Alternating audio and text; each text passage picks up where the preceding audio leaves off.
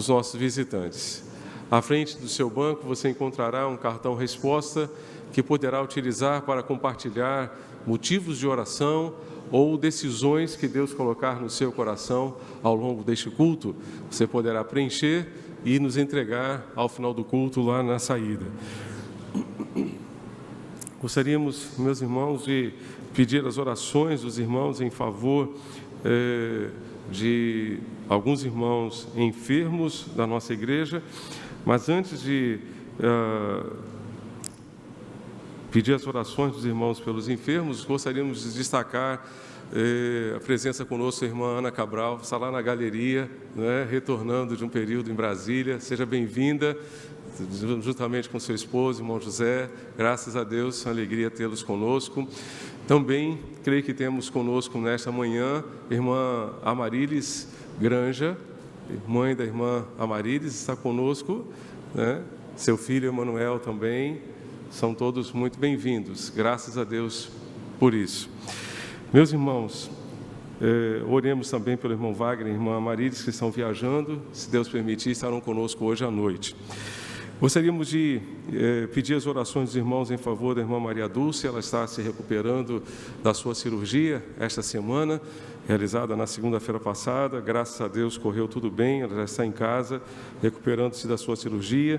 Nesta sexta-feira, creio que o irmão Walter também fez uma cirurgia cardíaca ali no Hospital São Marcos, e pedimos aos irmãos que continuem orando por ele e pelo seu restabelecimento.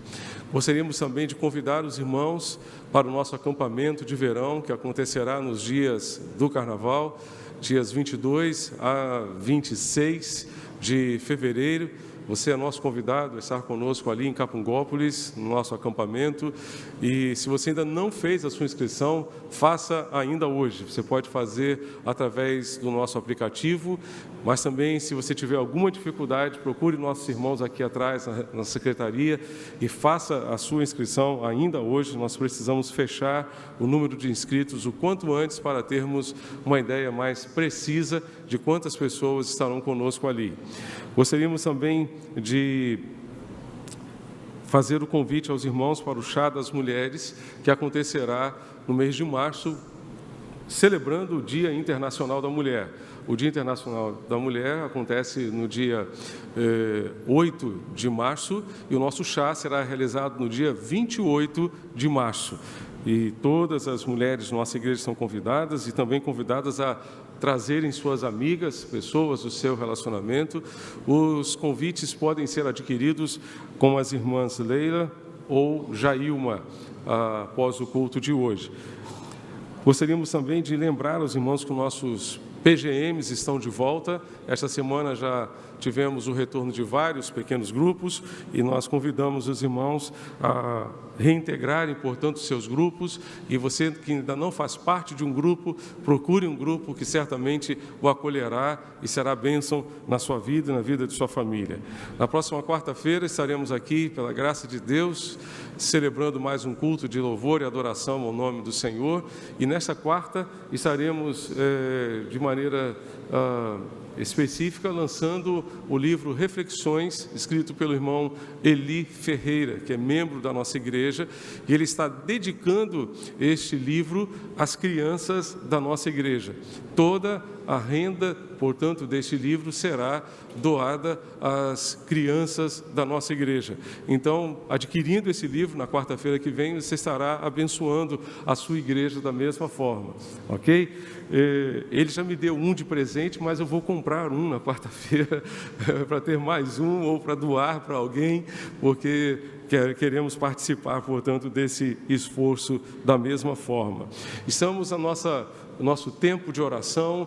Tivemos as semanas de oração durante o mês de janeiro e agora estamos com o mês de oração em fevereiro, em 2 horários, às 7 da manhã e às 6 horas da noite. Você é nosso convidado de segunda a sexta-feira a passar aqui e ter um momento de oração com os nossos irmãos. Gostaríamos também de lembrar que nós estamos desenvolvendo o nosso plano de investimentos para o centenário. Louvamos a Deus pela participação dos irmãos que já têm se mobilizado nesse sentido. O plano de investimentos para o centenário, ele visa levantarmos recursos nesses próximos 23 meses, 24 meses, até dezembro, portanto, do ano que vem. E estamos contribuindo mensalmente para que a nossa igreja tenha condições de realizar toda a preparação necessária para o centenário da igreja. E Deus tem suprido as nossas necessidades. Na semana passada, quando retornei de viagem da convenção, o irmão Carlos me comunicou o seguinte: pastor, mais um ar-condicionado do nosso templo encerrou as suas atividades, né? Não tem nem como ser recuperado. Mas naquela mesma semana nós recebemos a doação de um novo ar-condicionado que já está instalado. Graças a Deus por isso. Deus tem suprido as nossas necessidades e continuará suprindo. E se você sentir no seu coração o desejo de doar um ar-condicionado, um equipamento desse para abençoar a nossa igreja, agora só faltam 16, irmãos. Nós já ganhamos 3, a igreja comprou 1, tá? Agora só faltam 16, então estamos caminhando com a graça do Senhor e esperamos em breve ter não apenas 20 novos equipamentos, mas esperamos também poder acrescentar mais pelo menos uns 2 ou 4 para melhor refrigeração do nosso ambiente. Gostaríamos de lembrar aos nossos jovens que nossa conexão está acontecendo agora às sextas-feiras. Sexta-feira passada nós tivemos o primeiro conexão deste ano. Sexta-feira que vem, você jovem tem um encontro marcado aqui às 8 horas da noite. Você é nosso convidado, venha e traga seus amigos, traga as pessoas do seu relacionamento e inscreva-se também para o Atitude 434. A Atitude 434 é um seminário sobre pureza sexual na juventude e acontecerá em nossa igreja no primeiro final de semana de abril. Faça a sua inscrição com o pastor André Guimel, certamente será uma bênção. Nosso palestrante Johan Ignas é da Igreja Batista Central de Fortaleza, estará ministrando aqui para os nossos jovens, para os nossos adolescentes.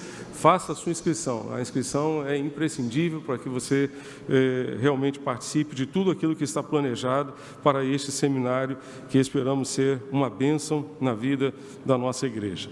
Daremos continuidade, amados, ao nosso culto nesta manhã, dizendo: não a nós, Senhor, não a nós, Senhor, mas ao Teu nome da glória, por amor da Tua misericórdia e da Tua fidelidade, porque perguntam as nações: onde está o nosso Deus, o vosso Deus? No céu está o nosso Deus, e tudo faz como lhe agrada. Cantemos. Queria convidar os irmãos para nos colocarmos de pé. Estaremos contando com a preciosa ajuda do nosso irmão Jerônimo nessa manhã. Queria pedir as orações dos irmãos em favor do nosso ministro de música, irmão Apolônio Ataíde. Ele foi acometido de pneumonia esta semana, está se recuperando no seu estado de saúde e pedimos aos irmãos que continuem orando, portanto, pela recuperação do nosso ministro de música, irmão Apolônio. Cantemos ao Senhor.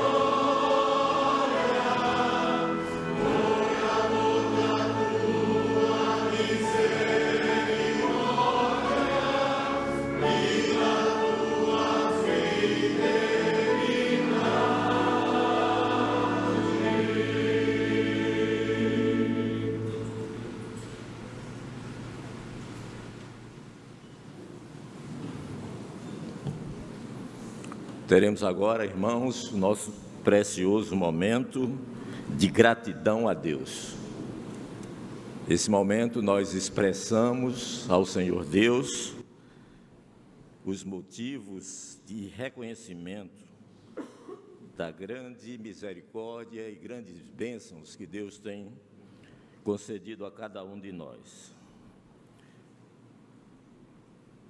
A carta de Paulo aos Tessalonicenses, no capítulo 5, versos 17 e 18, nos declara: orai sem cessar, em tudo dai graças, porque esta é a vontade de Deus em Cristo Jesus para convosco. Nós convidamos o pastor Marcos Galdar e a irmã Soraya para aqui à frente receberem os aniversariantes da semana, juntamente com a irmã Leila, a Jailma. Hoje teremos um abraço novo aos irmãos. Nós temos alguns nomes que são mencionados no nosso boletim. Gostaria de convidar aqueles que têm seus nomes anotados aqui como aniversariantes da semana a virem aqui à frente. Mas gostaríamos de destacar também aqueles que fazem aniversário de casamento. Nós temos essa semana o irmão Leomir Bastos, que está completando 43 anos de casado com a sua esposa, Marilene, e também eu soube que a sua filha, Kátia Bastos, está completando 10 anos de casado. Eu não sei se ela está com seu esposo.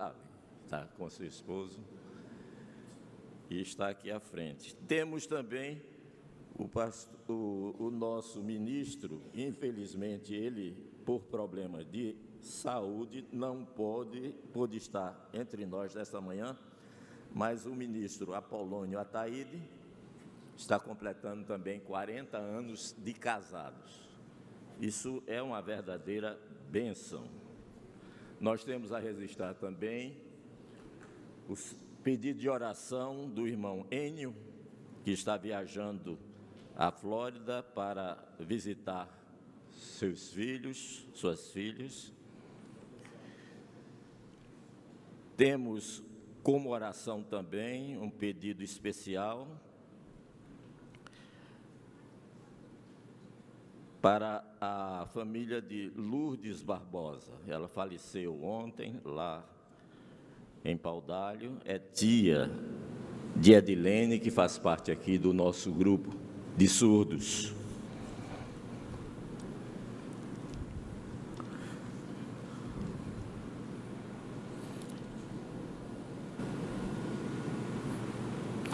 Temos também que orar para os jovens Gustavo e Larissa. Nós sabemos os desafios que esses jovens têm enfrentado com problemas de saúde, que tenhamos nas nossas agendas de oração uma atenção especial por esses jovens. Nós também temos a orar, agradecendo a Deus o retorno de Lucas, que é filho do capitão Eduardo. Ele está aqui. Nós louvamos a Deus, ele passou um período de 6 meses lá na outra América e está retornando para a alegria de seus pais e também de toda a igreja. O irmão Eli lembra o seu netinho Lucas. É um pedido permanente. Ele tem colocado, inclusive, nos grupos de oração das 7 horas. Nós temos orado, a igreja deve ter uma simpatia também em suas orações por Lucas, que está agora atravessando um processo de quimioterapia. Mas eu acredito que cada um de nós temos os nossos motivos de oração. aqueles que querem expressar um motivo especial de oração que está no seu coração e quer fazê-lo agora, colocando diante de Deus, podem ficar de pé.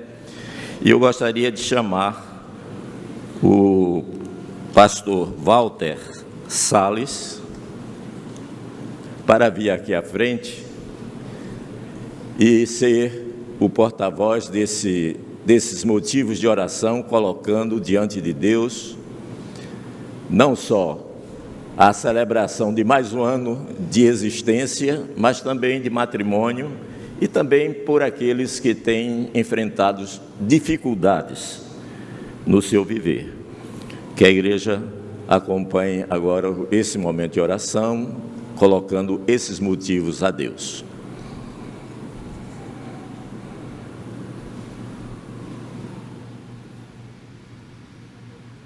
Nosso Pai, nós estamos agradecidos porque nesta manhã Tu nos deste mais uma bênção. Além de um despertar tranquilo, a possibilidade de estar na Tua casa para Te oferecer a adoração de que és devido, de que és merecedor. Nós Te agradecemos, portanto, por esta experiência, neste início de semana, e que ela se distenda durante toda esta semana na vida de todos os Teus servos. Agradecemos-Te, Senhor Deus, pela vida de cada um destes irmãos aqui à frente, pelos mais variados motivos, sejam eles relativos a aniversário de vida, mais um ano de vida, aniversário de casamento, motivos outros que trazem os Teus servos à Tua presença com espírito de gratidão. Nós Te agradecemos por todas as evidências desta hora e Te oferecemos nossa adoração, nosso louvor. E Te suplicamos, Senhor Deus, que ouças as nossas súplicas. Suplicamos-Te também que Te apropries pelo Teu Espírito daquele a quem levantaste para proferir a Tua palavra nesta manhã, seja em forma de exposição bíblica, seja em forma de testemunho. Que tudo isto contribua juntamente para a edificação da Tua igreja e para a glória do Teu nome. Recebe, Senhor Deus, nossa gratidão e nosso louvor nesta manhã, suplicando-Te por aqueles que estão enfermos, para que os abençoes com a devida recuperação. Por Jesus Cristo, nosso Senhor e Mestre. Amém. Amém. Os irmãos podem assentar.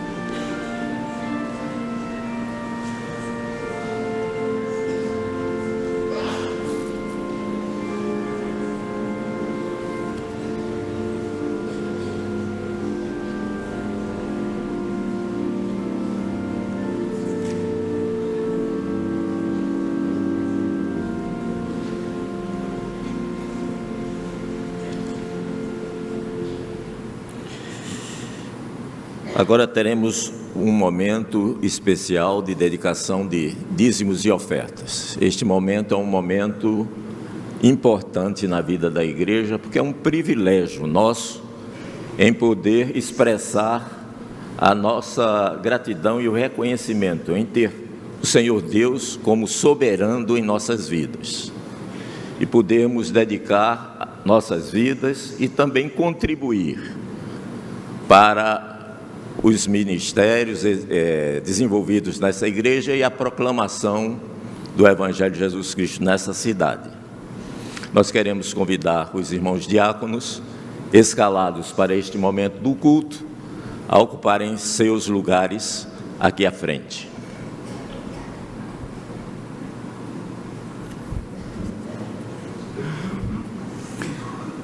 Este momento é um momento especial e particular dos membros da igreja. Sabemos que temos muitos visitantes, mas nossa palavra especial aos nossos visitantes, eles não devem se sentirem constrangidos em participar deste momento, porque é um privilégio nosso em poder estar contribuindo para o sustento do ministério desta igreja. Contudo, se os nossos visitantes têm em seu coração o desejo de contribuir, não há impedimento e podem assim fazê-lo. A palavra de Deus em Provérbios, capítulo 3, verso 9, diz o seguinte: honra o Senhor com todos os seus recursos e com os primeiros frutos de todas as suas plantações.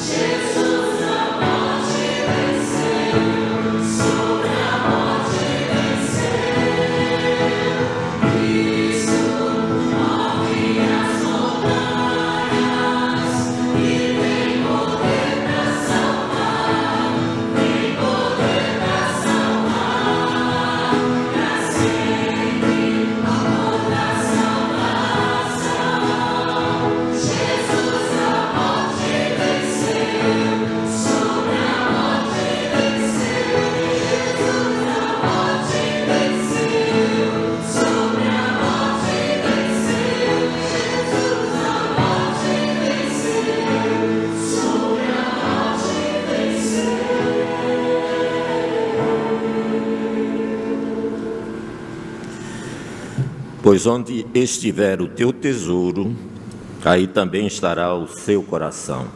Mateus 6, 21. Queremos convidar o diácono Valmir Ribeiro, nesse momento, a colocar diante de Deus essas contribuições, ofertas e dízimos.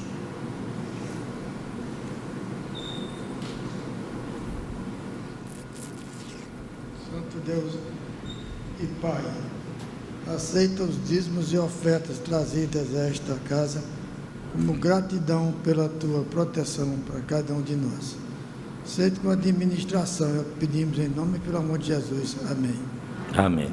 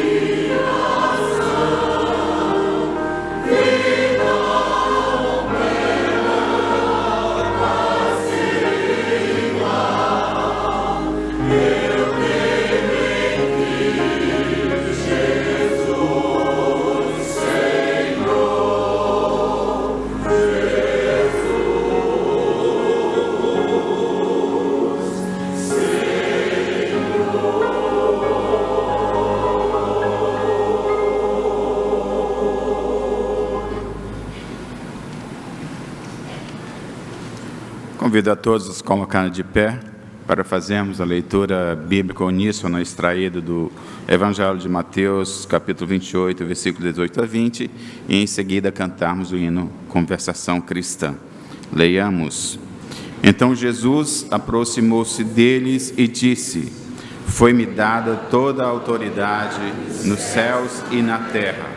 Portanto, vão e façam discípulos de todas as nações, batizando-os em nome do Pai, e do Filho e do Espírito Santo, ensinando-os a obedecer a tudo o que eu ordenei a vocês. E eu estarei sempre com vocês até o fim dos tempos.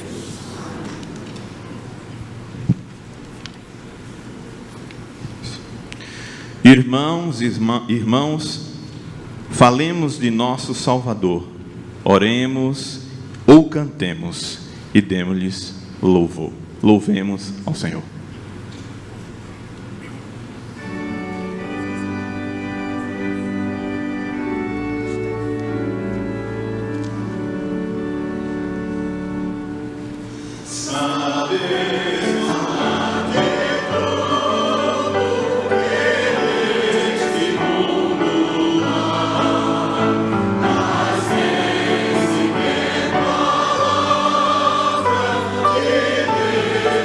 Tu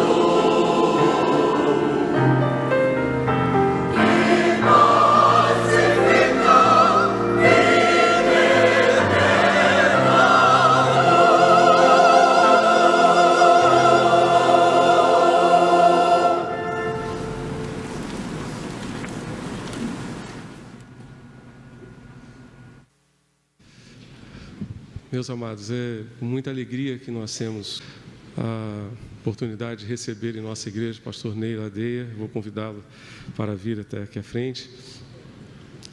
Ele dispensa qualquer apresentação, porque servo de Deus serviu ao Senhor aqui em nossa igreja por 11 anos, mais um tempo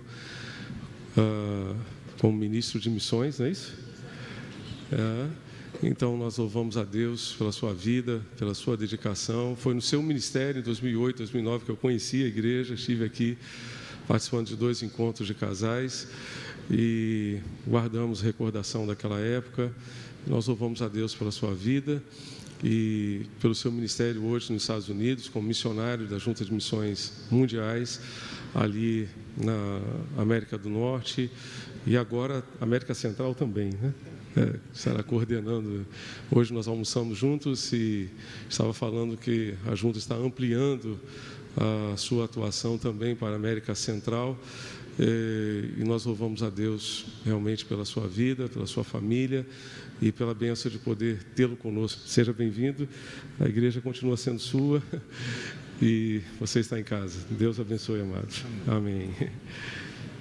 Meus irmãos, naturalmente falar primeiro da alegria de estar aqui, a satisfação de estar de volta a essa igreja e agradecer ao pastor Marcos o convite para participar desse culto. Ele mencionou que tivemos a oportunidade de estar juntos lá em Goiânia, conversamos um pouco, reunindo outros capunguenses que também estavam ali participando da Assembleia da Convenção. Hoje tivemos um tempo muito bom, pude desfrutar da companhia dele, da irmã Soraya, conversar bastante, um tempo bastante agradável, e poder compartilhar um pouco do que tem sido a nossa experiência. Quero lembrar aos irmãos aquilo que os irmãos certamente já sabem. Temos orado pela vida dessa igreja, pela história dessa igreja, pela trajetória dessa igreja, particularmente por esse tempo vivido pela igreja. São um pouco mais de 2 anos em que, distantes, temos acompanhado o dia a dia dessa igreja de diferentes formas, mas sempre, permanentemente, acompanhando em oração. E felizes por aquilo que Deus tem feito, felizes pelo modo como Deus conduziu a vida dessa igreja ao longo desses 2 anos, sem turbulência, mas com o cuidado dEle, com a proteção dEle, com a manutenção de todos os projetos, planos e atividades da igreja. Isso sempre alegrou muito o nosso coração, muito, muito. É bem verdade que durante esses 2 anos não foram poucas as vezes que algum capunguense passou pela Flórida, né? Eu estou montando um álbum de fotografia só de capunguenses na Flórida, né? Botando assim, fazendo um álbumzinho de amigos e irmãos que por ali passaram. Tem lugar para muita gente ainda, viu? Contanto que vai um de cada vez, mas tem espaço para passar por lá. E foi muito bom receber algumas vezes em nossa casa mesmo, vários dos irmãos que passaram por ali. E isso, sem dúvida, sempre foi fonte de consolo, de conforto, de alegria para o nosso coração. Deus tem sido extremamente cuidadoso e generoso conosco, como, aliás, é o natural, Ele sempre age assim. Os irmãos sabem como foi difícil aquele processo inicial de decisão por seguir o projeto de Deus e a vontade de Deus. Eu estava compartilhando com o pastor Marcos hoje que, a despeito de todos os desafios e todas as dificuldades, tanto do que tivemos que deixar aqui, quanto do que tivemos que assumir lá, e ambas as áreas traziam muita dificuldade, muitos desafios, nós tínhamos uma âncora, e essa âncora era a certeza da vontade de Deus. Então, apesar de toda a dificuldade, havia sempre paz no coração. Aquela paz de saber que esse era o projeto de Deus, que Deus cuidaria de nós, que Deus cuidaria da igreja aqui. Quanto a isso, nunca houve nenhuma dúvida. Sempre tínhamos essa certeza que trazia serenidade e paz ao nosso coração. Naturalmente, os desafios eram grandes, tanto por aquilo que nós deixamos aqui, quanto por aquilo que encontramos ali. Eu quero falar um pouquinho daqui a pouco sobre os desafios do trabalho ali. Mas, sobretudo, eu quero deixar claro que Deus encheu sempre o nosso coração de paz. E Deus, quando Ele quer confirmar a sua vontade em nossas vidas, a primeira coisa, o primeiro critério é justamente essa paz, que excede a todo o entendimento, né, pastor? Que excede a todo o entendimento e que, apesar de circunstâncias difíceis, a gente não muda e não se abala porque há aquela certeza, aquela convicção de se estar fazendo a vontade de Deus. Por outro lado, Deus supre cada uma de nossas necessidades. Não significa dizer que Deus realiza todos os nossos desejos, porque às vezes os nossos desejos não correspondem à vontade dele. Mas Deus supre todas as nossas necessidades. Nada de que nós temos necessidade nos falta. Deus é fiel. Mas, além disso, além da paz que nos serve de âncora e de referencial, além do suprimento de cada uma de nossas necessidades por Deus, nós temos um adicional. Deus acrescenta alguns indicadores de que Ele está no comando, dando-nos algumas confirmações do seu projeto. Ele dá algumas sinalizações no caminho. E essas sinalizações servem como um alento adicional, como um estímulo adicional para o nosso trabalho. E nós percebemos isso ao longo desses 2 anos e pouco ali na América. Deus venha não apenas suprindo nossas necessidades, mas, vez por outra, Deus coloca aí a Alice gosta de chamar de um mimo, né? Deus coloca um mimo na vida da gente para dizer, olha, vocês estão dentro do meu projeto, eu quero que vocês tenham certeza disso, não tenho nenhuma dúvida, e eu vou colocar isso na sua vida para confirmar isso. E tem sido essa a nossa experiência, tem sido essa a nossa trajetória ao longo de todo esse tempo. Nas recordações do ministério no Recife e na Capunga, só coisas boas e coisas positivas, só alegrias, só celebração e muita gratidão. A gratidão a Deus por ter trabalhado ao lado dos irmãos, essa é eterna. Essa vai nos acompanhar por toda a eternidade. A alegria de poder compartilhar da amizade, do carinho dos irmãos, essa é sempre presente, nunca vai nos deixar. E essa é uma das razões pelas quais, quando a igreja tomou a decisão de convidar o pastor Marcos, ele sabe disso, e imediatamente eu liguei para ele. Eu disse, pastor, o senhor vai saber o que é ser amado, o que é ser querido, o que é ser cuidado, por uma igreja exagerada, uma igreja que sabe demonstrar carinho, que sabe demonstrar amor. Então, ao orar diante de Deus para tomar a sua decisão, tenha certeza disso.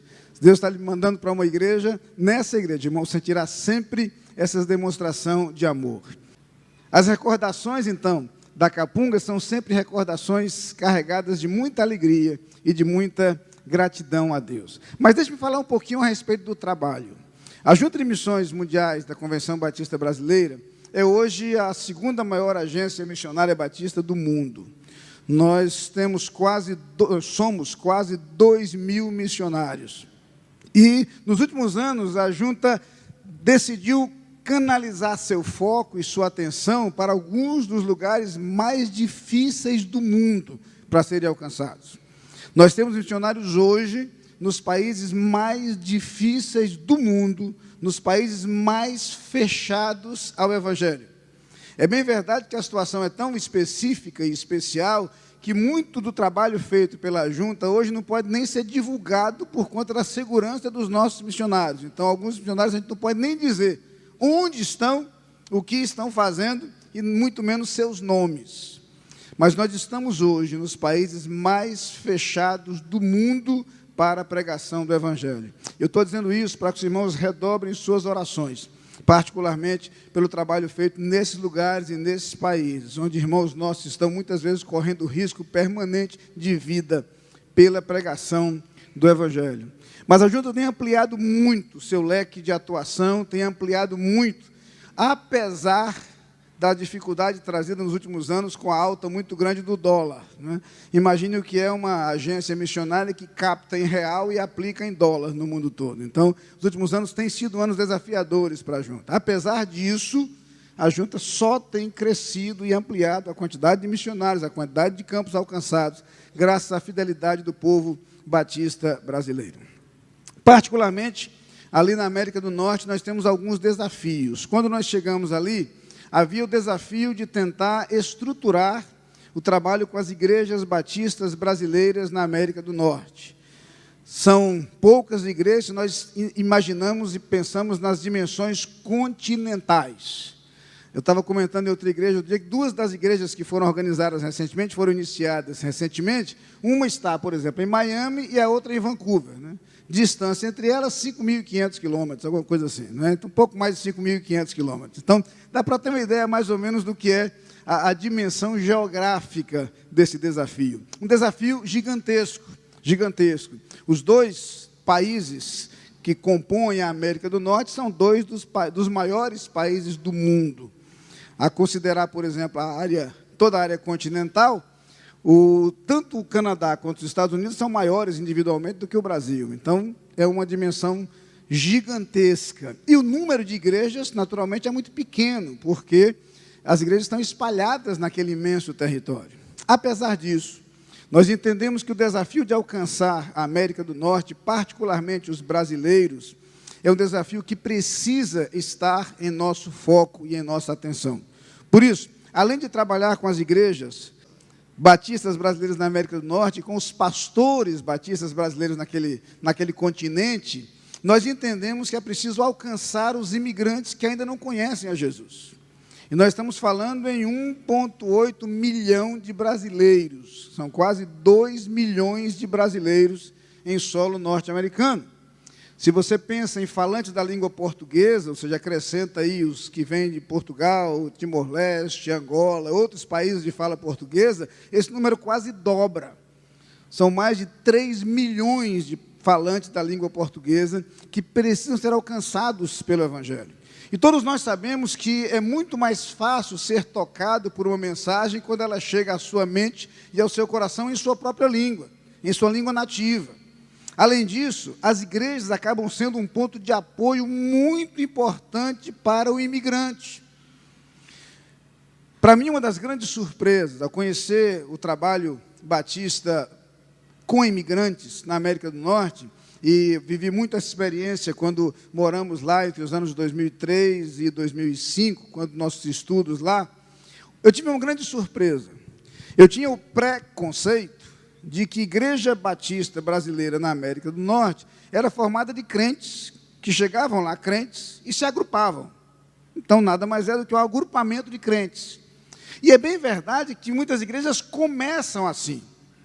Mas eu me surpreendi ao descobrir que, na maioria das igrejas, tem mais gente que se converteu lá do que gente que já chegou lá crente. Eu descobri que a igreja lá tem uma estratégia extraordinária de evangelização, que é o acolhimento ao imigrante, e que acaba sendo muito mais fácil para alguém se converter lá do que em sua terra de origem, onde ele está ligado à família, ele tem raiz, ele tem mais dificuldade para mudar de religião, vamos chamar assim. Lá não, o imigrante que chega, ele é acolhido pela igreja, a igreja se torna sua família. Os pequenos grupos acabam sendo o ponto de apoio de alguém que está chegando nessa nova terra. A igreja oferece acolhimento, oferece suporte, ajuda a conseguir as coisas que o imigrante precisa encontrar e descobrir. E esse apoio, esse suporte, abre espaço para que o imigrante ouça o Evangelho, receba a mensagem e se converta. Então, foi muito interessante conhecer pessoas que se converteram lá. Foi muito interessante conhecer pastores que se converteram lá. Quando dava aula no seminário lá, no ano de 2004, era surpreendente descobrir que a maioria dos meus alunos que estavam estudando teologia tinham se convertido na América, não no Brasil. Não foram crentes daqui, se converteram lá.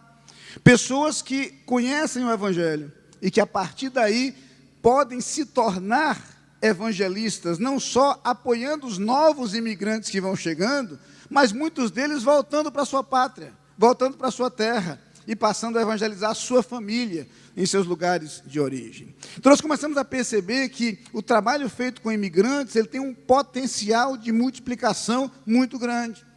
E Deus colocou no nosso coração, então, o desafio de estimular a plantação de igrejas brasileiras em solo norte-americano. Essa paixão nasceu em nosso coração quando nós chegamos lá.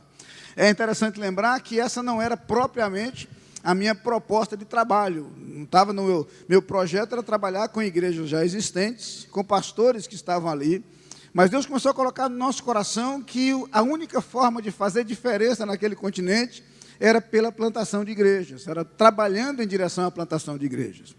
Mas eu descobri que isso estava na minha mente, estava no meu coração, mas não estava na mente e no coração dos outros. Não estava na agenda das igrejas lá. Não estava na agenda dos pastores lá. Pastorear imigrantes, irmãos, não é fácil, é desafiador. A gente vive em nossa terra, não tem ideia do que é o trabalho de um pastor que lida com imigrantes, por várias razões. Por exemplo, imigrante não tem raiz. Imigrante não tem raiz. Para ter uma ideia, nós começamos em novembro uma nova igreja em Miami, eu falo mais daqui a pouco sobre ela, mas começamos uma nova igreja em Miami, começamos com 4 famílias. Dessas 4 famílias, 2 foram embora agora esse mês. Uma se mudou, uma se mudou para Orlando, outra voltou para o Brasil. Funciona assim. Igreja de imigrante é assim. Você visita uma igreja hoje, daqui a 5 anos você visita a mesma igreja, os membros são outros, porque aqueles que moravam ali já foram embora, não tem mais ninguém ali. Um dos desafios é esse, conseguir estabilidade diante de um grupo de irmãos que não tem, nada lhes prende. Nada lhes prende, é assim que funciona.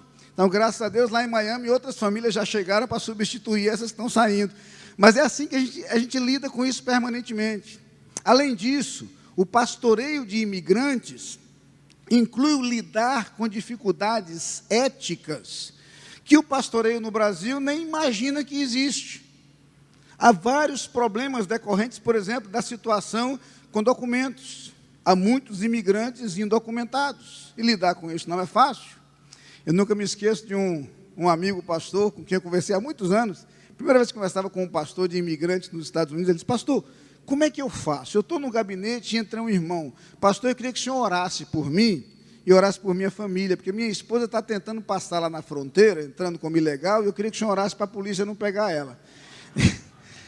Como é que a gente faz numa situação dessa?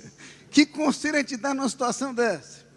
Então, você lida com dificuldades familiares incríveis, daquele indivíduo que foi para lá, está trabalhando lá, mas não tem documento para permanecer, não tem documento para levar a família continua no Brasil, e passa 1 ano, 2, 5, 10 anos sem ver a família aqui, acaba formando outra família lá. São situações complicadíssimas, que a gente nem imagina que existem aqui. Então, na verdade, há problemas na criação dos filhos. Há um detalhe interessante, por exemplo, na formação de adolescentes que são a 2ª geração. Então, o imigrante chega lá, já adulto, e ele tem filhos. Obviamente, em pouquíssimo tempo, os filhos terão um inglês 10 vezes melhor que o dele, estarão aculturados, e os pais viram refém dos filhos. Os filhos resolvem tudo para eles. O filho adolescente é quem telefona para os lugares, é quem resolve as coisas, é quem consegue médico, consegue advogado, quem resolve tudo para ele. Na hora que chega no momento desse pastor exercer a autoridade sobre esse filho adolescente, fica mais difícil. Fica mais difícil. Porque o filho não tem respeito pelo pai, o pai é que precisa dele. O pai é que depende dele. Ou seja, estou citando algumas coisas para vocês terem uma ideia de como o trabalho com imigrantes apresenta alguns desafios peculiares que a gente nem imagina que existem. E aí são muitos outros, tem alguns mais complicados que eu não vou nem comentar aqui, mas tem algumas situações assim peculiares do trabalho com imigrantes. É um trabalho desafiador. As igrejas são pequenas. Como as comunidades não são tão grandes, diferente de uma igreja que nasce num bairro onde 100% da população é alcançável, quando uma igreja nasce numa cidade, você tem um pequeno percentual espalhado naquela cidade de brasileiros. Então, as igrejas, de regra, são pequenas. Os pastores, em sua grande maioria, têm que ter outra atividade para se sustentar. Seja fazendo Uber, seja fazendo entrega, seja fazendo alguma outra coisa, a esposa trabalha em outra coisa, é muito mais difícil ter o sustento integral por parte da igreja. Então, na verdade, são atividades e trabalhos desafiadores, que a gente não imagina do lado de cá. Até porque o cálculo da gente é o indivíduo está ganhando em dólar, né? O indivíduo está ganhando em dólar. E se esquece que ele também gasta em dólar, né? Então, não, mas ele ganha $4.000, certo, mas o aluguel dele é $2.000, né? Tem que considerar dessa forma, né? A feira dele não é em real, ele faz a feira em dólar. O supermercado recebe dólar, também não recebe real. Então, às vezes as pessoas têm uma ilusão em relação a isso. Eu digo isso porque há muitos colegas nossos pastores cujo sonho é pastorear na América como se aquilo ali fosse o paraíso, né? A antessala do céu. O trabalho é desafiador, irmãos. Eu digo isso porque entre as minhas tarefas está justamente visitar pastores, apoiar pastores, fazer trabalhos de capacitação com pastores. E eu sei as dificuldades e os dilemas que eles vivem. Eu sei quantas vezes eles estão desanimados, quantos deles estão abatidos, desmotivados, quantos abandonam o ministério por conta das dificuldades. Então, nós acreditamos que existe, sim, um caminho para a expansão do trabalho batista brasileiro na América, mas esse caminho é a plantação de novas igrejas. Então, eu comecei a sonhar com isso. Sonhar em fazer um mapeamento do país, ou do continente, dos países, Estados Unidos e Canadá, e identificar onde estão as maiores concentrações de brasileiros. E começar a pensar e sonhar em plantar igrejas nesses lugares. E começar a estabelecer conexões e parcerias com instituições que possam nos ajudar nisso. E contato com igrejas americanas que sejam fonte de apoio. E esse tem sido nosso foco, nosso trabalho permanente. E 2018 foi muito mais um trabalho de semeadura, aquela história do sair andando e chorando enquanto semeia. Deus nos deu grandes alegrias em 2019. Começamos a colher os frutos, a colher os resultados, sobretudo no segundo semestre do ano passado. E nós conseguimos estabelecer parcerias formais com convenções norte-americanas. A Convenção Batista do Texas, uma das convenções do Texas, que é uma convenção de um estado, mas eu acredito que, em certo sentido, chega a ser maior do que a Convenção Batista brasileira, em alguns aspectos, ela formalizou uma parceria e um convênio com a nossa associação de igrejas e aceitou o desafio de nos ajudar a plantar igrejas, não no Texas, mas no país todo. Aceitaram esse desafio. E são nossos parceiros hoje, formalmente constituídos. Nós conseguimos formalizar uma parceria com a Junta de Missões Nacionais da Convenção do Sul dos Estados Unidos, a North American Mission Board. E eu estava comentando com o pastor Marcos, semana passada chegou o primeiro salário do nosso missionário brasileiro, plantador de igreja, vindo da Junta de Missões Nacionais da Convenção Norte-Americana. É emblemático, é o primeiro que chega. Mas nós temos a certeza de que é a abertura de projetos que vão se multiplicar. E esse sonho começou a se tornar realidade. Em 2019, foram mais de 10 novas igrejas que surgiram em solo norte-americano. E acreditamos que é apenas o começo, apenas o sinal daquilo que pode acontecer naquele continente. Nós cremos que podemos ampliar muito o alcance de imigrantes para Jesus Cristo. Podemos avançar muito no trabalho batista brasileiro na América do Norte. Porque é preciso entender o seguinte, nós temos ali o berço do trabalho batista brasileiro. De lá vieram os missionários americanos que fizeram nascer e desenvolver-se o trabalho batista brasileiro aqui. No entanto, o trabalho batista nos Estados Unidos, o trabalho americano, vive um momento difícil, com muitas igrejas estagnadas, ou muitas igrejas em declínio. O momento é muito difícil. Aquilo que aconteceu no passado na Europa, de certa forma, começa a acontecer na América do Norte, uma secularização extrema. As igrejas têm tido dificuldade. Eu diria que hoje os estados onde o trabalho ainda cresce, a exemplo da Flórida, a Flórida é a convenção onde mais o trabalho batista cresceu o ano passado, são exatamente convenções onde há o trabalho étnico, o trabalho com igrejas étnicas, é onde esse trabalho tem avançado. E aí eu mencionei, nos últimos meses nós começamos uma igreja em Miami, porque eu entendi que não era apenas necessário desenvolver projetos de plantação de igreja no país todo, mas nossa família particularmente devia estar envolvida em um projeto de plantação de igreja, que fosse um piloto, que fosse uma experiência para nós. E nós começamos um pequeno grupo, pertinho de casa, 90 quilômetros. 90 quilômetros de casa, a gente começou um pequeno grupo, ali na região de Kendall, sudoeste de Miami. E vamos lá 2 vezes por semana, na terça-feira à noite e nos domingos. E começamos aquele pequeno grupo, inicialmente só na terça-feira, e o pequeno grupo começou a crescer, começaram a se juntar algumas famílias. Quando a gente estava com mais ou menos 25 a 30 pessoas se reunindo, a gente procurou uma igreja onde pudesse ter as reuniões dominicais. E encontramos uma igreja hispana, uma grande igreja hispana, ali naquela região de Miami, e em novembro, nós começamos a nos reunir também aos domingos, às 11 horas da manhã, por enquanto só num horário, porque é o horário que a gente tem o espaço disponível, cedido pela igreja. Nós reunimos, então, nos domingos, às 11 horas da manhã, na Igreja Batista Brasileira de Miami. A gente começou a trabalhar com aquilo ali. Temos lá um líder, e a minha ideia é preparar aquele líder para ser o futuro pastor da igreja. Quero passar o cajado em breve para ele. A igreja nasceu como congregação de nossa igreja lá na PIB Flórida, que fica em Pompano Beach, mas em breve nós teremos uma igreja independente, com um pastor ordenado para assumir aquele trabalho, e nós poderemos ir cuidar de outros trabalhos. Mas a minha alegria hoje é perceber que os primeiros passos têm sido dados, e os primeiros frutos já são colhidos, sinalizando um futuro de avanço para o trabalho batista brasileiro na América do Norte. Deus tem nos alegrado muito o nosso coração. E começa a ficar mais claro que aquela convicção que nós tínhamos desde o início, de que era isso que Deus queria, agora vai sendo confirmado pelos primeiros frutos que começam a surgir do trabalho e pela convicção de que temos muito a avançar. Estamos mais unidos, mais integrados como igrejas batistas brasileiras, como pastores batistas brasileiros. Temos tido um encontro anual de batistas brasileiros da América do Norte. Quando a gente começou, era só com pastores. Os pastores se reuniam uma vez por ano.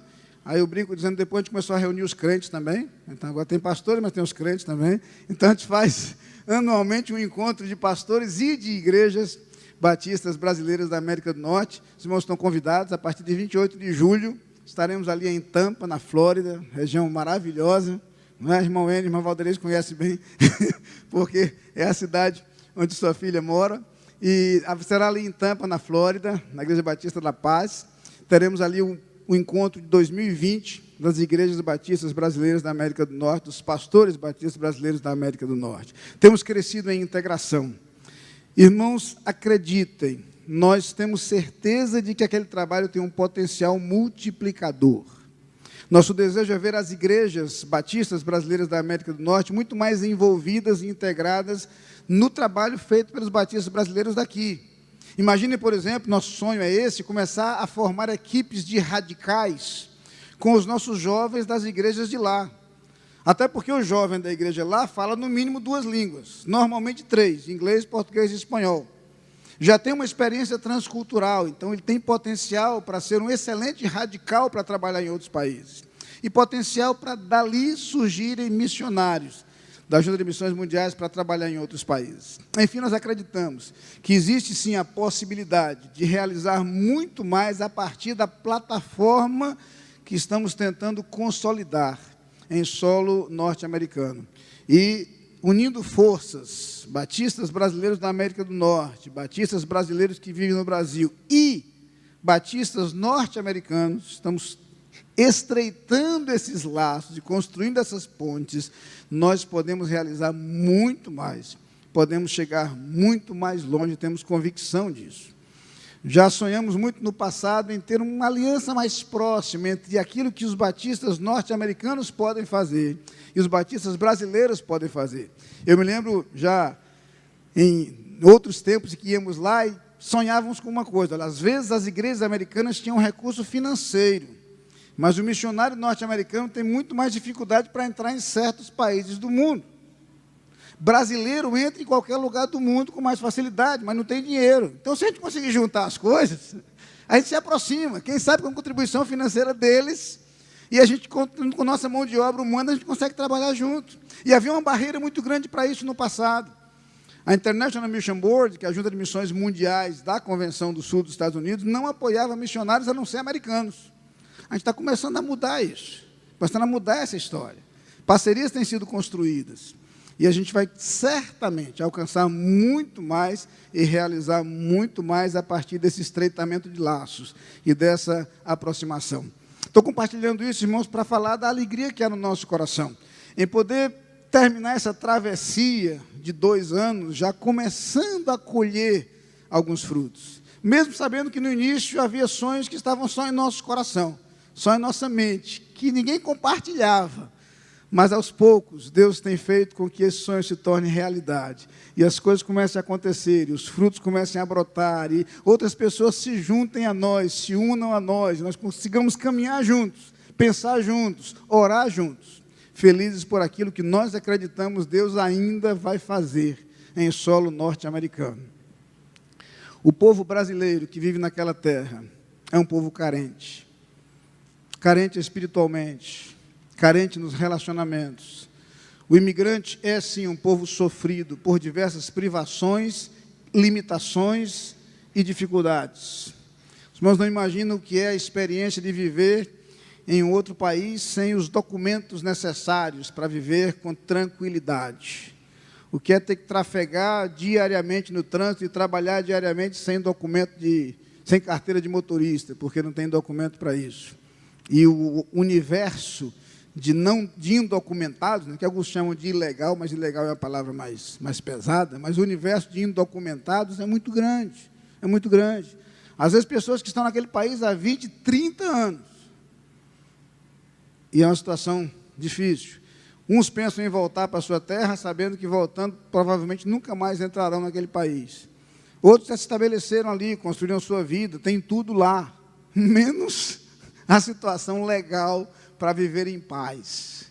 E é difícil uma vida vivida com esse tipo de limitação e privação. Mas é esse povo que tem que ser assistido, tem que ser pastoreado, tem que ser cuidado e, sobretudo, tem que ser evangelizado.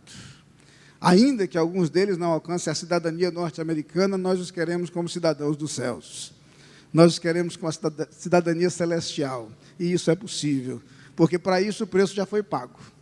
Cristo já pagou o preço. Basta levar essa mensagem de esperança para eles e alcançar o coração deles com esta esperança, a esperança de salvação.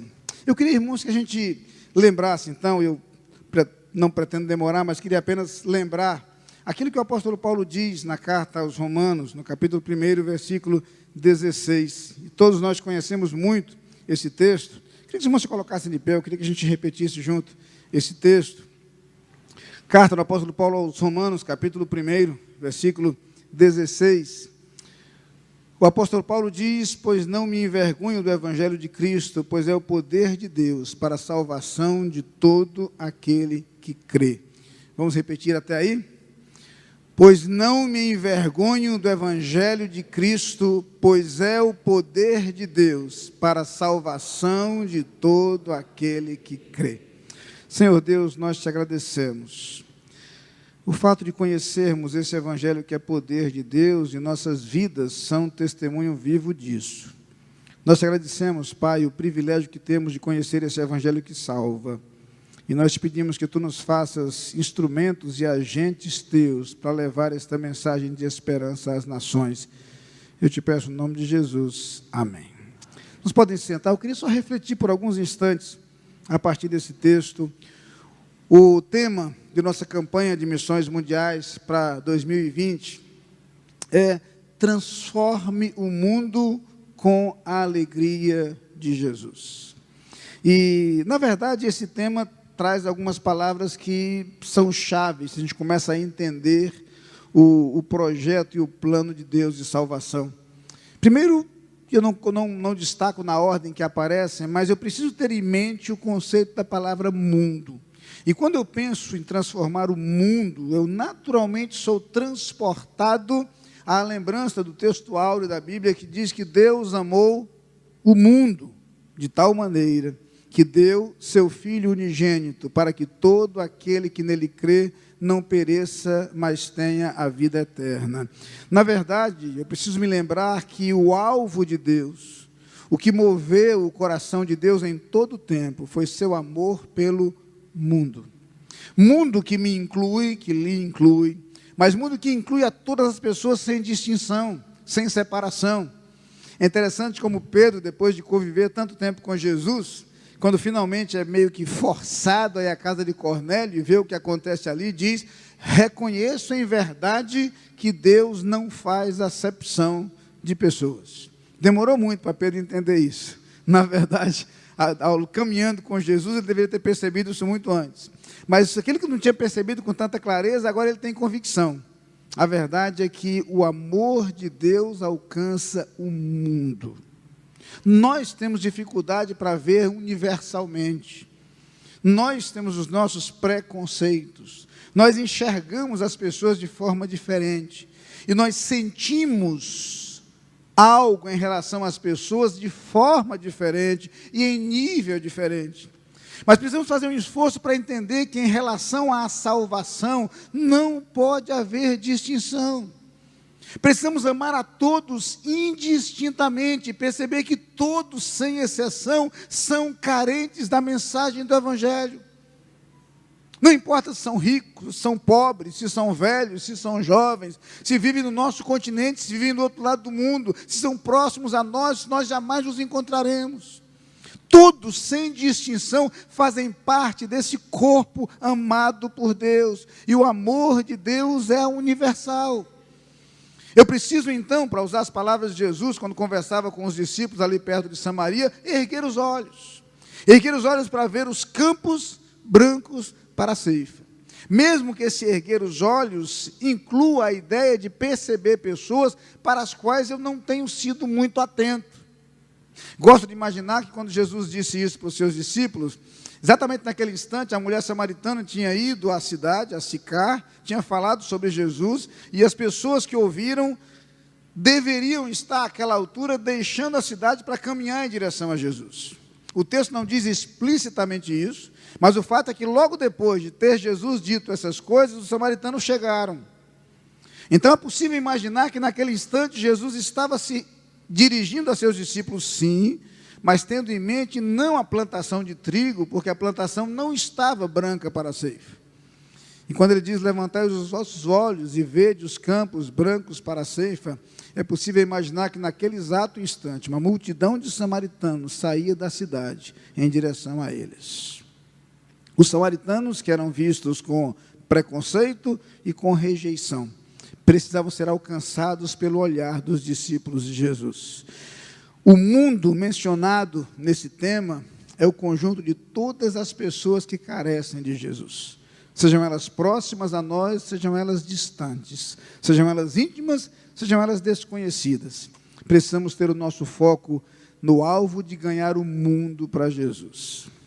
Mas há outra palavra-chave nesse texto, que é a palavra alegria. A mensagem do Evangelho é a mensagem de alegria. Nenhuma proposta religiosa proporciona a alegria que o Evangelho traz. Porque todas as propostas religiosas são formadas por um conjunto de exigências para se conquistar alguma coisa. Todas as propostas religiosas incluem um preço a ser pago para se conquistar a salvação. Todas as propostas religiosas trazem consigo a ideia de mérito, de merecimento, seja por aquilo que eu faço, seja por aquilo que eu me abstenho de fazer. O Evangelho de Jesus Cristo é o Evangelho da graça. Somos salvos pela graça de Deus, somos salvos pela bondade de Deus, somos salvos pelo amor de Deus. Há um preço para a salvação? Ah, sim, mas o preço já foi pago. Cristo pagou o preço na cruz. E diz a profecia de Isaías 53, pelas suas pisaduras, nós fomos sarados. Ele foi ferido pelas nossas transgressões. Ele foi moído pelas nossas iniquidades. O castigo que nos traz a paz estava sobre ele. A verdade é que Jesus pagou o preço, e essa salvação é transmitida para nós como graça, como dádiva, como presente. E como eu gosto de me lembrar, do modo exagerado, como Paulo diz, em Romanos 6, 23, que o salário do pecado é a morte, mas o dom gratuito de Deus é a vida eterna em Cristo Jesus, nosso Senhor. Dom gratuito é redundância. Dom gratuito é pleonasmo. Mesma coisa que dizer baiano bom. Subir para cima, descer para baixo, entrar para dentro. Dom gratuito é desnecessário. Dom, todo dom é gratuito, todo dom é presente.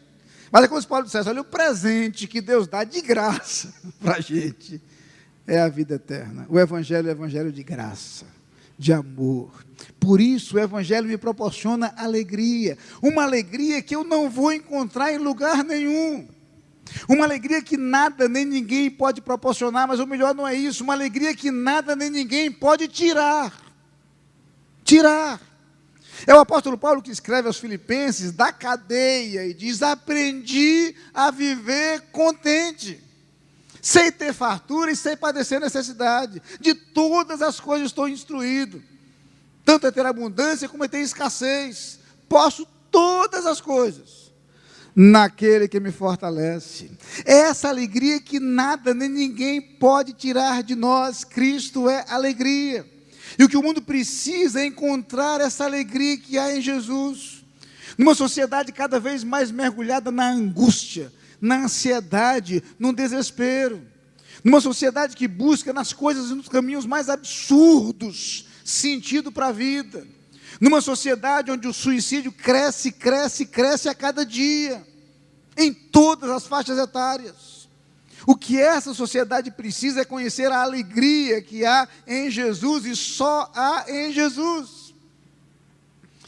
E quando o tema proposto fala em transformar o mundo com a alegria de Jesus, eu preciso lembrar que esse mundo inclui todas as pessoas. Eu preciso lembrar que o Evangelho é alegria. Mas preciso me lembrar também que o segredo desse Evangelho é Jesus. Jesus. A igreja não pode pregar outra coisa, não pode ensinar outra coisa a não ser Jesus. Nossa mensagem tem que ser cristocêntrica. Nossa vida tem que ser cristocêntrica. A igreja tem que viver em função de Jesus, anunciar Jesus, mostrar Jesus, pregar Jesus. Tudo que nós precisamos para impactar o mundo é uma igreja mais parecida com Jesus. Uma igreja que reflita mais de quem é Jesus, do caráter de Jesus, dos ensinos de Jesus, do modo como Jesus vivia, daquilo que movia Jesus. Nós precisamos aprender com Jesus a ser movidos de íntima compaixão, como Ele era. E a compartilhar com as pessoas aquilo que Jesus compartilhava. O desafio como igreja de Cristo é refletir mais da imagem de Jesus. Sabe por que nós somos desafiados a ser pacificadores? Porque Jesus era. Jesus trazia paz em todos os instantes, em todos os momentos. E é esse o desafio para nós. Precisamos ser construtores da paz onde nós estamos. E a nossa presença tem que trazer como marca a construção dessa paz. Mas quando pensamos em transformar o mundo com a alegria de Jesus, eu queria voltar para essa primeira palavra, para o primeiro verbo, para dizer que o que Deus nos desafia a fazer é trazer transformação. Porque o Evangelho verdadeiro de Cristo traz transformação. Eu quero dizer isso porque nós vivemos numa sociedade onde, em nome da tolerância, o que tem sido ensinado é o relativismo. Em nome do amor às pessoas, o que tem sido ensinado é a aceitação do erro, como se fosse normal. A palavra de Deus ensina que o Evangelho é Evangelho de transformação. O Filho de Deus veio ao mundo para alcançar sem distinção todas as pessoas. E Ele alcança pessoas como elas são e como elas estão. Mas o amor de Cristo não permite que as pessoas continuem como elas são, ou continuem como elas estão. O Evangelho é para transformar, é para mudar. Muitas vezes as pessoas evocam, em nome da tolerância e da compreensão, a atitude de Jesus em relação à mulher adúltera. E Jesus diz que não condenava aquela mulher, mas completa, vai e não peques mais. Nós temos um Deus que nos perdoa todos os nossos pecados, sem exceção. Mas um Deus que deseja que nós nos abandonemos, que nós mudemos de vida. Porque o Evangelho é transformação, o Evangelho é mudança de vida. Nós não podemos mais ser os mesmos depois que conhecemos a Jesus. Nós não somos mais os mesmos depois que conhecemos a Jesus. Nossa vida foi transformada, totalmente transformada. Certamente vocês já ouviram um relato interessante a respeito de Agostinho de Hipona, cuja vida antes da conversão, e Agostinho se tornou um dos maiores teólogos do cristianismo, se não o maior. Mas antes de se converter, ele tinha uma vida extremamente depravada. Sua mãe orava muito por ele, ele registra isso depois. Mas uma vida muito depravada. Depois ele se converte e muda de vida. E há um relato de uma ocasião, ele andando na rua, ele avistou uma prostituta que ele já conhecia, e ela começa a ir em direção a ele, ele começa a fugir. Ele começa a ir para o outro lado, começa a se distanciar, ela se aproxima disso. Ela se aproxima dele e pergunta: você não está me reconhecendo? Sou eu, fulana. Eu sou aquela mesma que você conhece. Ele diz: eu é que não sou mais o mesmo. E caminha em outra direção. Você pode ser a mesma, eu não sou mais não. E Paulo vai dizer que se alguém está em Cristo, nova criatura é, as coisas velhas já passaram, e eis que tudo se fez novo. Mas, irmãos, eu queria lembrar sobre tudo que esse Evangelho que traz alegria, esse Evangelho que traz transformação, esse Evangelho que precisa alcançar a todos os homens, porque Deus amou o mundo de tal maneira, é o Evangelho que nos é confiado. Deus nos deu o ministério da reconciliação. Deus nos deu a tarefa e a missão de dar continuidade ao que Cristo começou e de ser seus parceiros no projeto de salvar o mundo. Nós somos cooperadores de Deus. Trabalhamos ao seu lado no projeto que Ele tem de salvar o mundo, de salvar o homem. Ele nos convida, Ele nos convoca para ser seus parceiros nesse projeto, seus colaboradores nesse projeto, trabalhar com Ele. Ele nos confia essa missão. E por isso Pedro diz na primeira carta, capítulo 2, versículos 9 e 10, vós sois a geração eleita, a nação santa, o sacerdócio real, o povo adquirido para anunciar as virtudes daquele que vos chamou das trevas para a sua maravilhosa luz. E aí ele completa, caso vocês não tenham uma boa memória, vós que outrora nem erais povo, e agora sois povo de Deus. Vós que não tinhais alcançado misericórdia, e agora a tendes alcançado. Eu preciso algumas vezes ser lembrado de que eu estava perdido e fui achado, de que eu era condenado e fui resgatado, de que eu era escravo e agora sou herdeiro. Eu preciso me lembrar disso para que isso me mova em direção àqueles que ainda não conhecem a Jesus e para que eu leve esta mensagem de esperança para Jesus Cristo. Nos últimos dias, e eu caminho para terminar aqui, eu tenho refletido e compartilhado várias vezes um texto da palavra de Deus que sempre falou ao meu coração, que está no segundo livro dos Reis, no capítulo 6. A última parte do capítulo 6 descreve uma situação em que os sírios tinham sitiado a cidade de Samaria, e por conta disso as pessoas não tinham como sair da cidade para buscar alimento, e a fome assola a cidade. A situação é terrível, alguns detalhes da narrativa que são duros de se ler, que descrevem o estado de miséria em que aquela cidade mergulha, fome extrema. Então o capítulo 7 começa dizendo que havia 4 homens leprosos à porta da cidade, e fora da cidade, morrendo de fome, eles começaram a dizer uns para os outros, se nós entrarmos na cidade, vamos morrer de fome, se ficarmos aqui, vamos morrer de fome.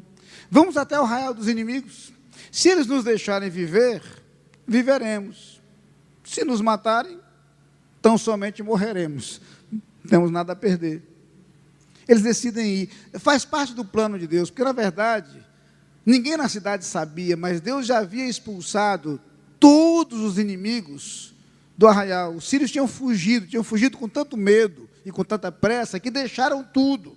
Deixaram todos os seus pertences. E quando os leprosos chegaram ao arraial, encontraram toda aquela fartura, toda aquela abundância, alimento, muita coisa. E começaram a se fartar com tudo aquilo, e se alegrar com tudo aquilo, e celebrar tudo aquilo. De repente, eles caem em si. No meu tempo, na geração de vocês, na minha geração, eu dizia, a ficha caiu. A ficha caiu. E eles olharam uns para os outros e disseram assim, não fazemos bem. Este dia é dia de boas novas e nós nos calamos. Se esperarmos até o romper da manhã, seremos tidos por culpados.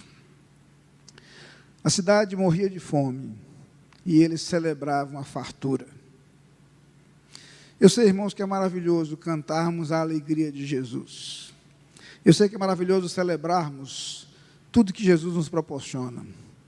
Eu sei que é muito bom celebrarmos a certeza da vida eterna, isso alegra muito o nosso coração.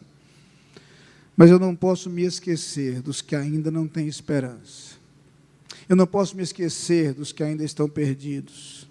Eu não posso me esquecer dos que ainda não conhecem a Jesus. Principalmente quando eu me apercebo de que a cada dia muitos chegam ao final de sua vida sem esperança e sem salvação. Eu sou obrigado, irmãos, a admitir que em minha vida eu já conheci muitas pessoas que já partiram.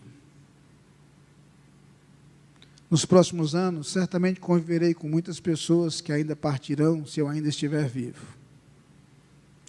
Eu gostaria de poder dizer que para todas elas eu falei de Jesus.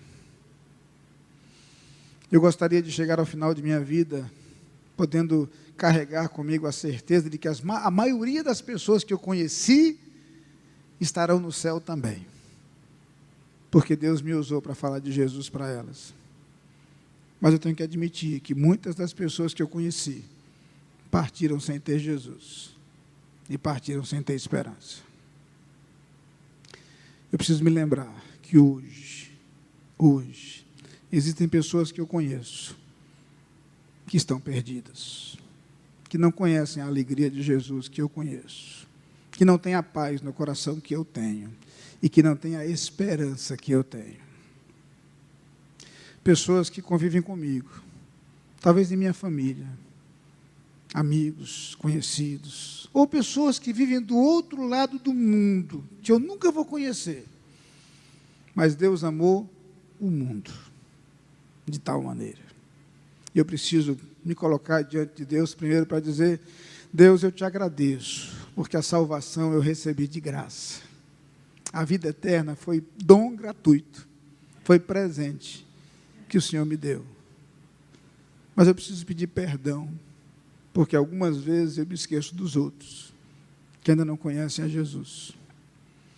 E eu preciso pedir a Deus que me ajude a tomar parte nos seus projetos, que me ajude a entender que o que vai conferir valor à minha vida sobre a terra e significado à minha vida é quantas pessoas eu levei a Jesus Cristo. Nada na minha vida tem tanto valor. Nada na minha história tem tanto significado como ser instrumento nas mãos de Deus para que alguém conheça a Jesus. Aí sim, minha vida ganha sentido. Que a nossa vida seja vivida de tal forma que a marca que nós teremos ao final de nossa vida é a galeria de pessoas que conheceram a Jesus através de nós. Comece a sonhar com isso. Comece a pensar nisso. E comece a se lembrar que você pode ser instrumento nas mãos de Deus para salvar vidas aqui, perto de você, ou do outro lado do mundo. E se dispõe a dizer: eu estou pronto a tomar parte nisso. Eu quero oferecer o meu tempo, as minhas oportunidades, os meus relacionamentos, minhas redes sociais, meu WhatsApp. Eu quero que tudo isso seja agora instrumento nas mãos de Deus, para que as pessoas conheçam a Jesus. Eu quero colocar minha oferta, quero colocar minha contribuição missionária, eu quero me dispor a fazer viagens missionárias temporárias, ou quem sabe projetos de vida. Eu quero entregar minha vida para ser missionário. Diga para Deus que quer tomar parte nos projetos que Deus tem para você. E eu queria que você, nesse instante, se colocasse diante de Deus, dizendo: Senhor, muito obrigado pela salvação que eu não merecia e ganhei. E me ajude a ser instrumento teu, para que outros também conheçam a Jesus. Vamos cantar: ó Senhor, vem me dirigir. De pé, cantemos ao Senhor. Com fervor quero te servir, para hoje e sempre te honrar e teu amor ao mundo mostrar.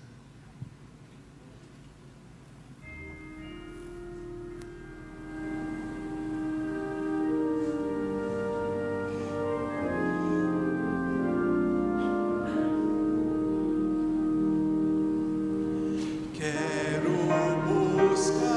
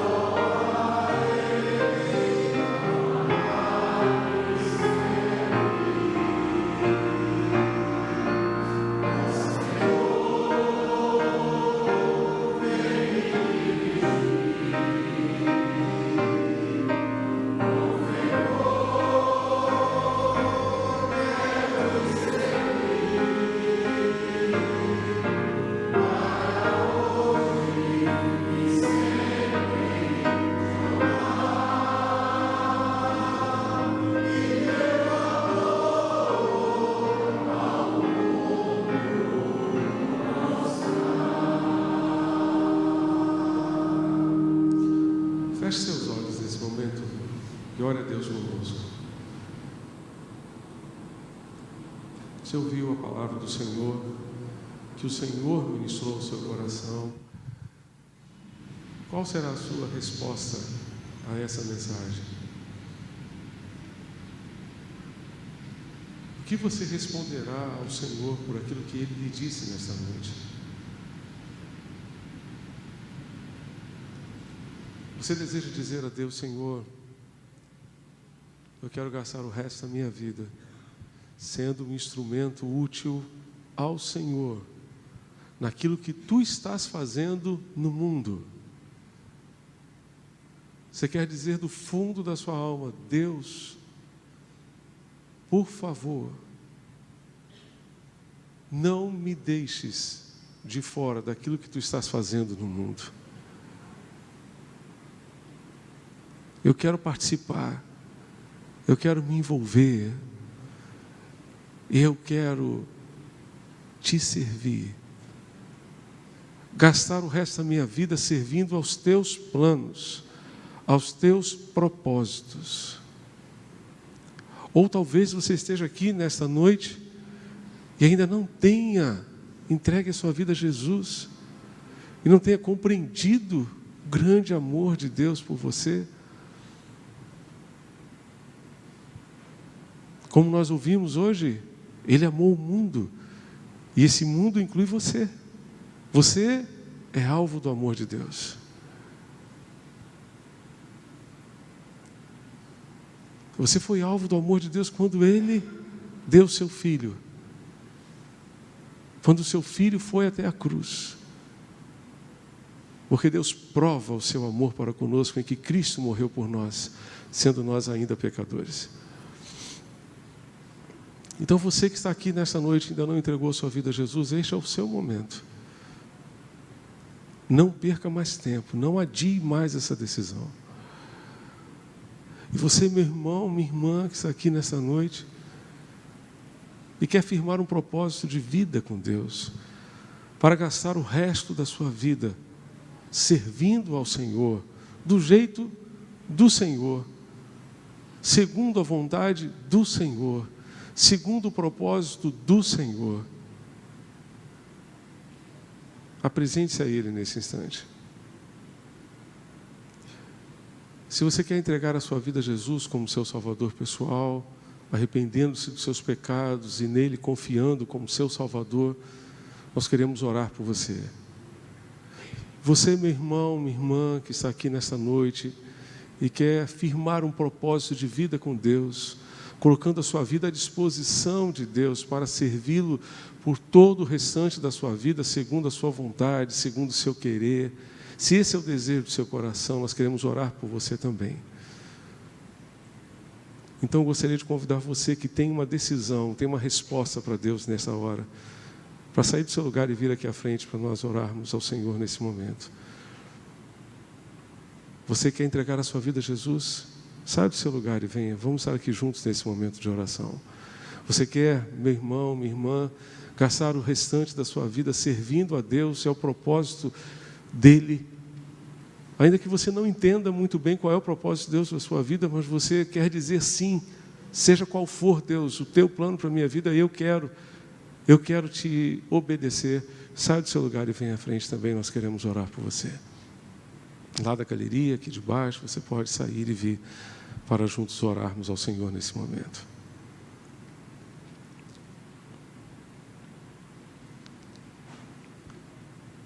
Amém. Mais alguém? Pode vir. Pode sair do seu lugar e vir.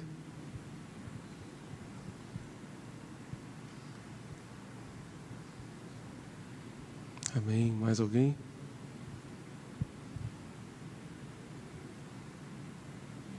Esse é o seu momento com Deus. Mais alguém? Pode vir, meu irmão, minha irmã. Deus quer usar a sua vida, quer usar a sua família, quer usar a sua casa. Graças a Deus. Mais alguém? Pode vir.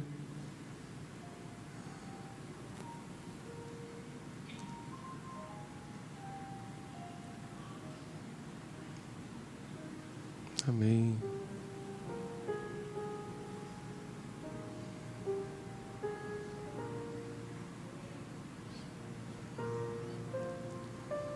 Mais alguém? Você quer entregar sua vida a Jesus?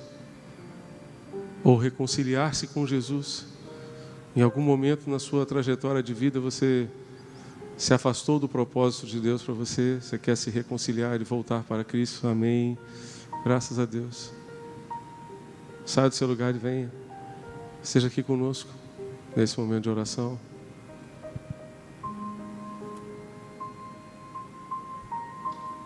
Você quer entregar sua vida a Cristo, quer se reconciliar com Jesus, quer se apresentar para servir a Jesus, como Ele quiser, como Ele desejar. Deixe o seu lugar e venha para juntos orarmos ao Senhor.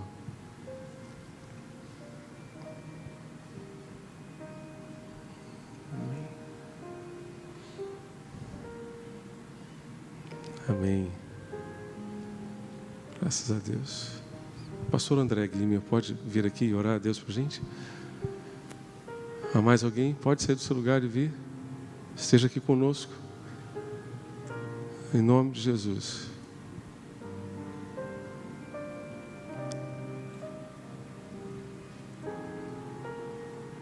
Vamos orar.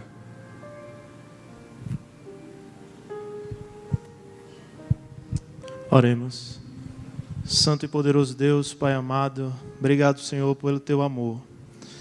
Nós, às vezes, realmente, Senhor, não entendemos quanto amor dispensado sobre as nossas vidas, sobre a vida de tantas pessoas ao redor desse mundo, ó Deus. E nós só podemos Te agradecer, Senhor, porque em meio à nossa miséria, em meio ao nosso pecado, o Senhor enviou o Teu Filho Jesus Cristo, como resposta, ó Deus, ao nosso clamor. E, ó Deus, o Senhor tem feito tanta coisa ao redor desse mundo, que nós mesmos nunca saberemos. Mas nós queremos colocar diante do Senhor a vida de cada pessoa que está aqui na frente, dedicando a sua vida a Ti, Senhor, dizendo, ó Deus, diante de Ti que vai cumprir aquilo que o Senhor mandar. Senhor, que o Senhor esteja enchendo cada pessoa aqui, ó Deus, com coragem, com força, e que eles possam, ó Deus, fazer a diferença dentro de casa, possam fazer a diferença no seu bairro, possam fazer a diferença, ó Deus, aonde quer que o pé deles pisar, Senhor. Nós queremos Te pedir, ó Deus, continuar Te pedindo por essa igreja, que Tu, ó Deus, continue fazendo a Tua luz brilhar através da vida de cada irmão que aqui está, Senhor. E em especial, ó Deus, nós queremos pedir que o Teu cuidado continue sobre a vida do pastor Ney e toda a sua família. Esse Teu servo, Senhor, que tem se colocado diante da Tua vontade, Senhor, e tem cumprido aquilo que o Senhor pediu a ele, aquilo que o Senhor ordenou como um servo bom e fiel. E assim, Senhor, todos nós queremos ser diante de Ti, ó Pai. Que o Senhor continue falando, ó Deus, poderosamente através da vida dele a tantos corações ao redor desse mundo. Que o Senhor, ó Deus, abençoe a sua casa, que o Senhor possa dirigir todos os seus passos. Nós Te agradecemos, ó Deus, por tudo que o Senhor tem feito, porque é muito mais do que nós merecemos. Obrigado pela vida do pastor Marcos, pela vida da sua família. Que o Teu servo, ó Deus, à frente dessa igreja, continue, ó Deus, fazendo também, ó Pai, aquilo que o Senhor tem dito ao seu coração. Obrigado, ó Pai, por essa noite, uma noite singular nas nossas vidas, onde podemos, ó Deus, ouvir claramente o Teu Santo Espírito falando através de cada momento desse culto. Leva-nos, ó Deus, em paz para os nossos lares, guardados por Ti, Senhor, e livra-nos de todo mal, porque Teu é o reino, o poder e a glória para todo sempre, em nome de Jesus. Amém. Amém. Mas nós gostaríamos de aproveitar a presença do pastor Ney aqui conosco. A Lalá está indo para Buenos Aires na próxima segunda-feira para estudar, desenvolver seus estudos ali naquela cidade. E nós queremos orar por ela, queremos abençoar a sua vida, e rogar que o Senhor esteja com ela nessa nova fase, nessa nova etapa da sua vida. Eu queria convidar os irmãos para ficarmos de pé e peço que você estenda suas mãos sobre a Lalai para orarmos ao Senhor neste momento, agradecendo a Deus por sua vida e agradecendo também a Deus pela vida do pastor Ney e também toda a sua família. Vamos orar neste instante? Pai querido, Deus bendito, muito obrigado, Senhor, por este momento precioso. Te agradecemos pela presença do teu servo, pastor Ney, aqui conosco. Muito obrigado, Senhor, pela sua vida tão preciosa para ti e para o teu reino, em particular para a nossa Igreja Batista da Capunga, por tudo aquilo, ó Deus, que tu realizaste através do teu servo em todos os anos do seu ministério. Muito obrigado pela sua vida. E queremos pedir, Pai, que tu continues abençoando poderosamente, Senhor, a vida do teu servo nesse novo e grande desafio ali na América do Norte, agora América Central também. Que a graça do Senhor continue abundante sobre o teu servo, usando, ó Deus, poderosamente para que mais e mais vidas sejam alcançadas e transformadas, ó Deus, pelo Evangelho de Jesus Cristo. Nós te pedimos, ó Deus, continua, Pai, sustentando o teu servo e a sua família. Rogamos, ó Deus, por ele, ó Deus, sua esposa, irmã Alice. Rogamos, ó Deus, também pela Tamires e seu esposo, Senhor, que lá estão. E agora, particularmente, rogamos, ó Deus, pela Ana Larissa, que tu sejas com ela, Pai, nesta nova fase da sua vida, abençoando, guardando, tomando-a em tuas mãos, ó Deus, e dirigindo todos os seus passos, ó Deus, ali naquele outro país, ajudando-a, ó Deus, em todos os desafios. E, ó Deus, nós suplicamos que tu a surpreendas com a tua graça ali, que ela possa ver, ó Deus, a manifestação da tua graça, do teu poder, ó Deus, do teu cuidado para com ela em todos os detalhes. Nós te pedimos, ó Deus, por toda esta família e nós te rogamos, ó Deus, que também continues a abençoar todos nós, ó Deus, que aqui nos encontramos com a tua graça, cada família aqui representada, que a mão do Senhor continue, ó Deus, sobre nós e sobre a nossa igreja. Em nome de Jesus nós oramos e agradecemos. Amém e amém. Amém. Os irmãos podem se assentar, queridos.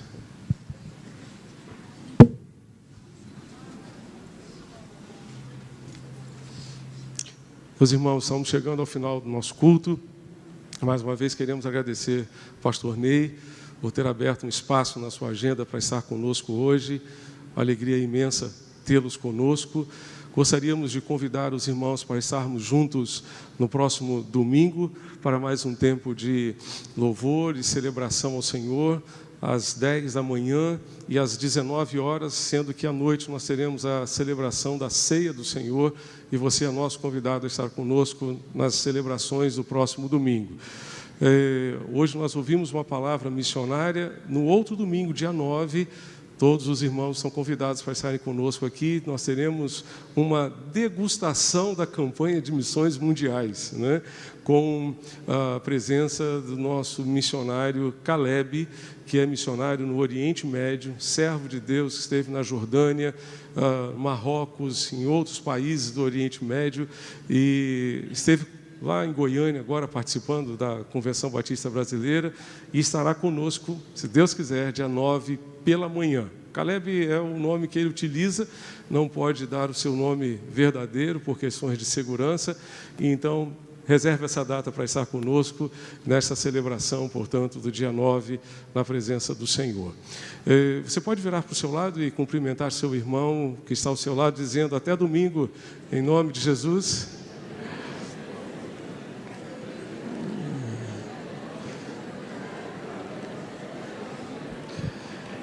Nós ouviremos o pós-lúdio nesse momento e vamos cumprimentar o pastor Ney e o povo lá à porta, por favor.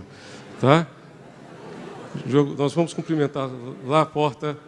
Os irmãos podem se assentar, aguardar, por favor, o pós-lúdio, o recepcional, e nós estaremos cumprimentando os irmãos lá à porta. Deus abençoe os irmãos e até domingo, em nome de Jesus.